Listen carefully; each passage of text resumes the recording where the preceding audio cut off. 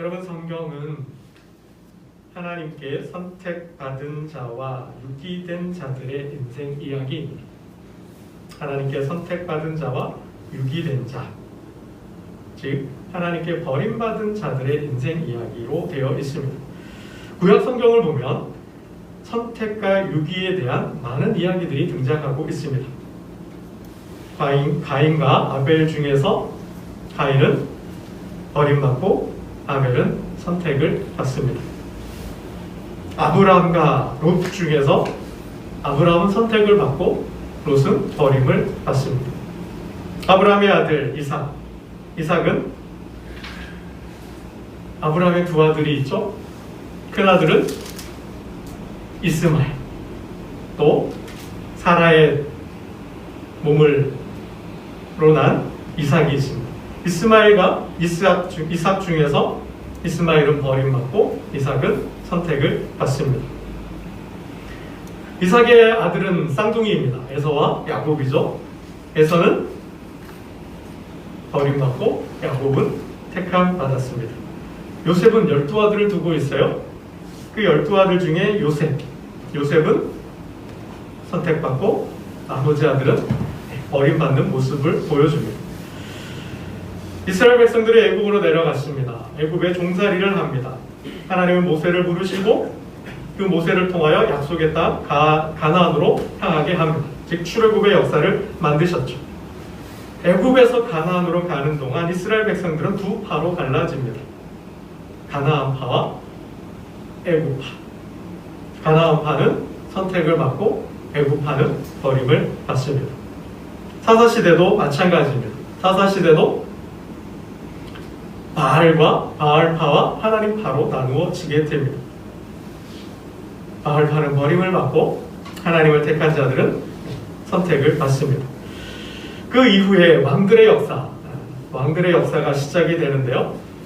사울과 다윗, 역사의 시작이 사울과 다윗으로 시작하죠. 사울은 버림받고 다윗은 선택을 받습니다. 그리고 이스라엘의 역사는 남과 북으로 갈라집니다. 북이스라엘과 남유다의 역사로 귀결됩니다. 북이스라엘은 버림받고 남유다는 선택을 받습니다. 예언서도 마찬가지. 예언서도 하나님의 사람, 예언자들의 말을 듣는 자와 듣지 않는 자들이 갈라지게 됩니다. 포로기 이후에도 마찬가지죠. 포로 그 이후에 예루살렘으로 돌아온 자들과 또 남은 자들, 또 예루살렘에서도 하나님의 성전의 공사에, 하나님의 나라에 참여한 자들과 그렇지 않은 자들로 갈라지게 됩니다. 이러한 선택과 유기의 이야기는 구약 성경의 이야기로만 그치지 않습니다. 이러한 선택과 유기는 신약 시대에도 이어집니다. 신약 성경에도 그대로 나타나고 있습니다. 예수님께서는 수많은 이야기를 통해서, 비유를 통해서 하나님 나라, 천국에 대해서 말씀해 주셨어요. 그 예수님의 천국 비유, 말씀 중에는 선택과 유기에 대한 이야기가 참 많이 있어요.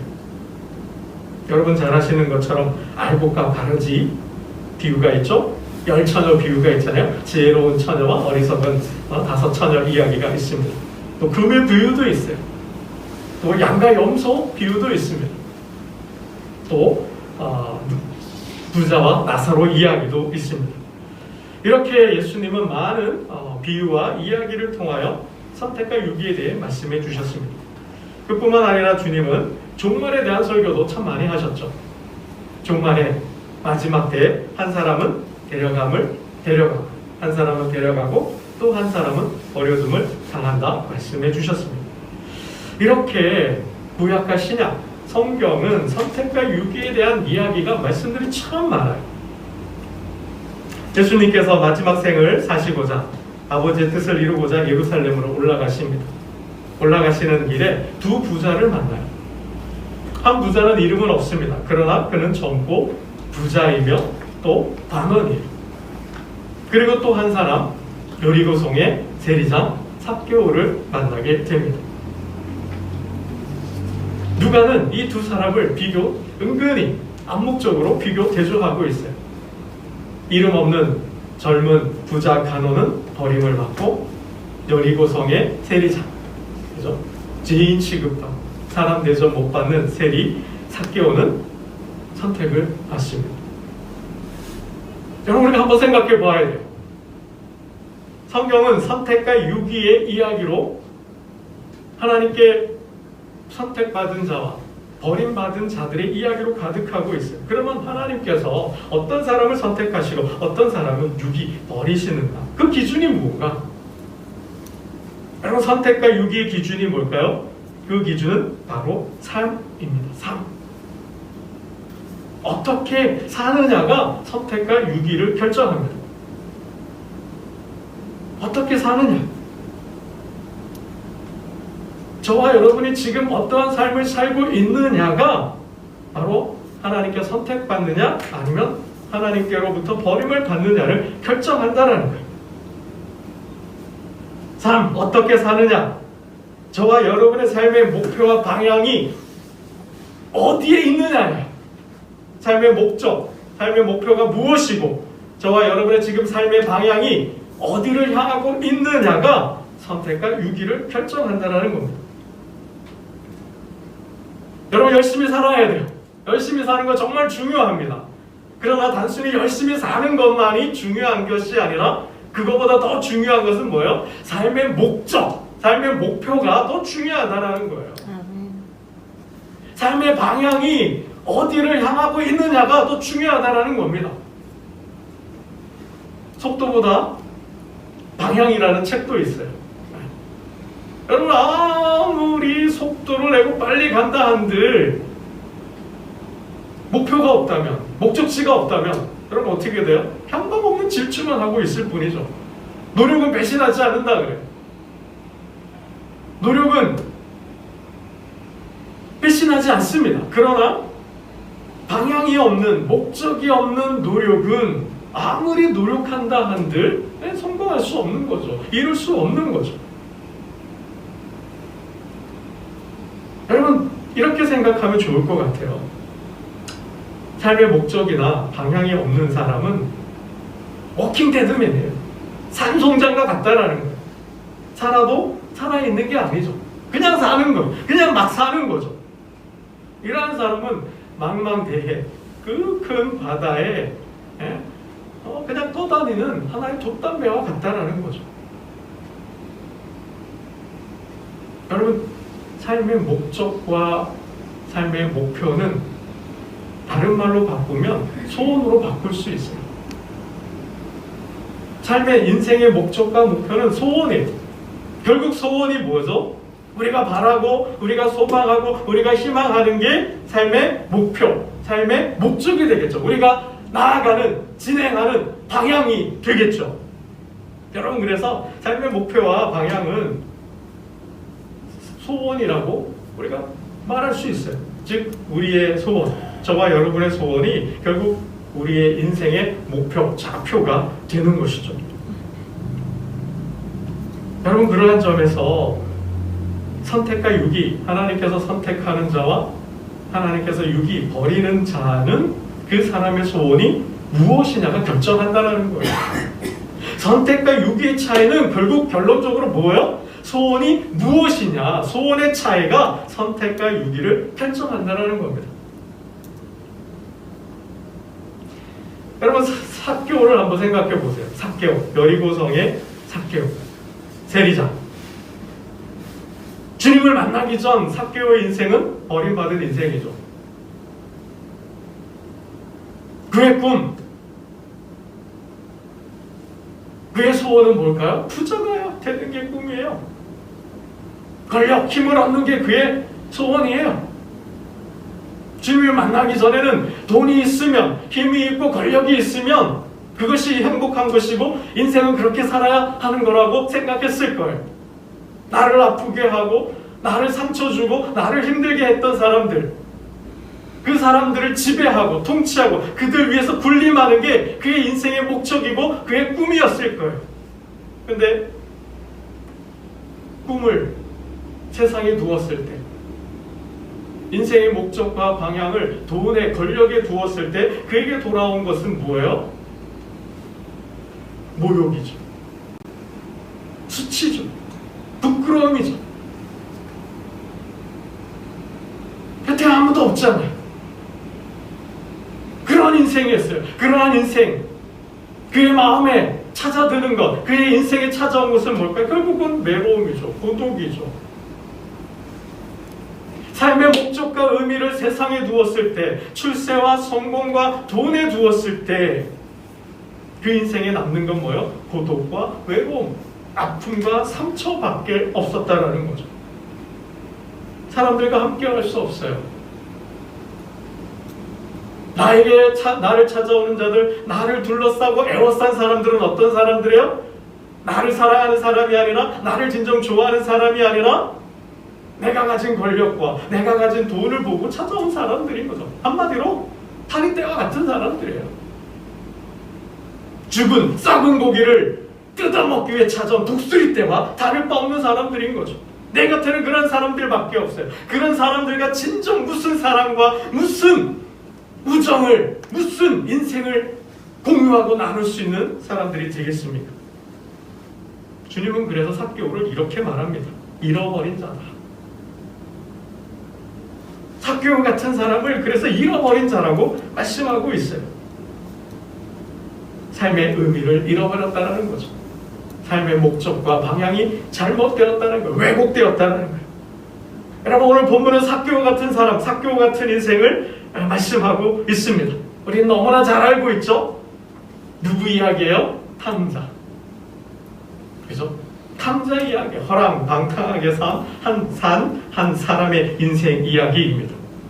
오늘 본문은 주님은 탕자를 무엇이라고 말씀하고 있을까요? 삭개오를 말하듯 똑같이 말하고 있어요. 우리 24절 말씀을 한번 보겠습니다.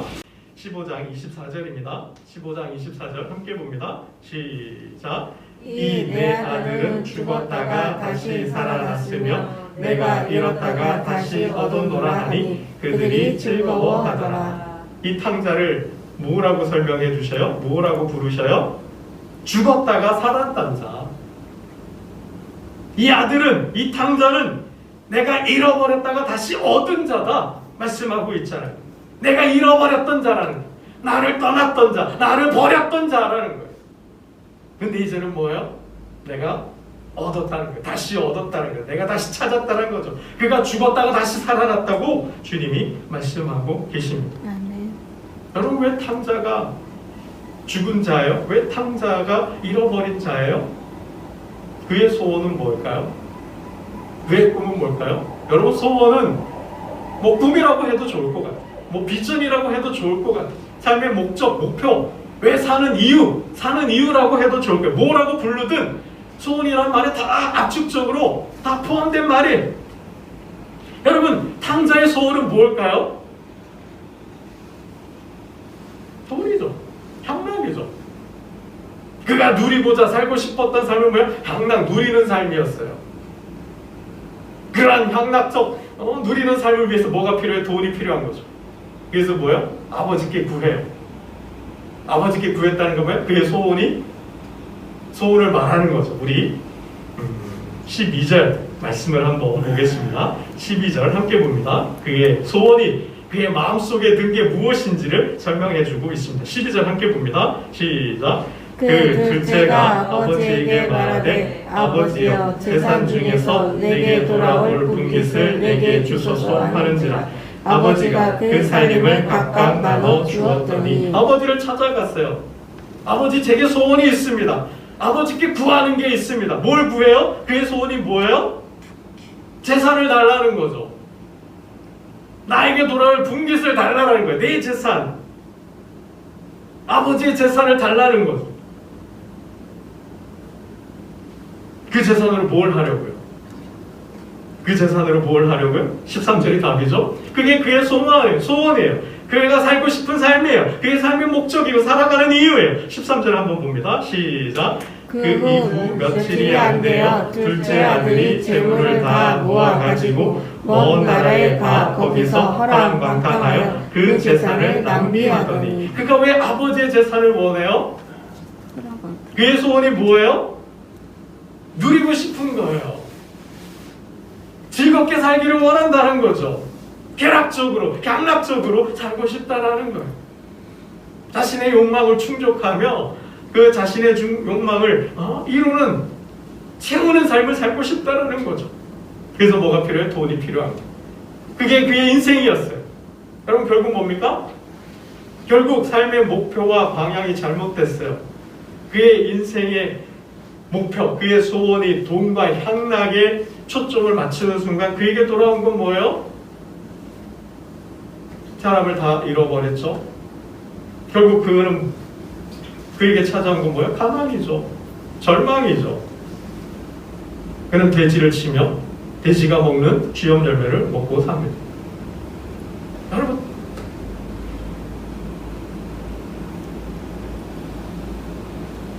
이게 굉장히 중요하다는 말씀이에요. 그 사람의 소원, 그 사람의 마음에 든 것이 하나님께로 향하지 않고 하나님 나라와 맞닿아 있지 않는 소원과 삶은 결국은 패막, 멸망, 남는 것은 아무것도 없다라는 거예요. 허무와 절망과 아무런 의미 없는 무의미한 삶이 참 많이 남는다라는 것입니다.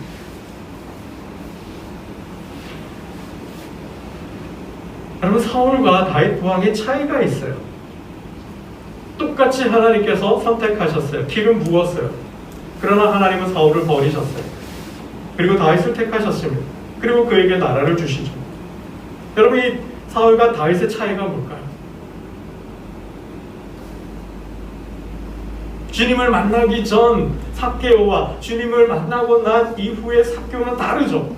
그 차이가 똑같습니다. 그럼 사울은 인간의 나라를 꿈꿨어요. 하나님의 나라가 아니라 자신의 나라를 꿈꾸었어요. 자신의 나라. 그 나라에는 하나님이 없는 거죠. 여러분, 그러나 다윗은 뭡니까? 하나님 나라를 꿈꾸었어요. 자기가 통치하는 그 나라, 유다를 통하여서 하나님 나라를 세우려고 했다라는 거예요. 어떻게 알아요? 그는 성전을 지으려고 하죠. 하나님의 집 성전을 지으려고 합니다. 그리고 이스라엘 백성들을 하나님을 예배하는 제사장 나라로 삼고자 했어요. 제사장으로 삼으려고 했어요. 그래서 모든 민족과 열방으로 하여금 하나님을 예배하는 나라로 세우고자 했다라는 거예요. 이 다윗의 꿈이었고 다윗의 비전이었어요. 그가 하나님과 하나님의 나라를 품었을 때 그는 성전을 짓고 이스라엘 백성들을 제사장 삼아서 모든 민족과 나라를 위한 예배, 제사를 드리고자 했다는 거예요. 이게 다윗의 꿈이에요.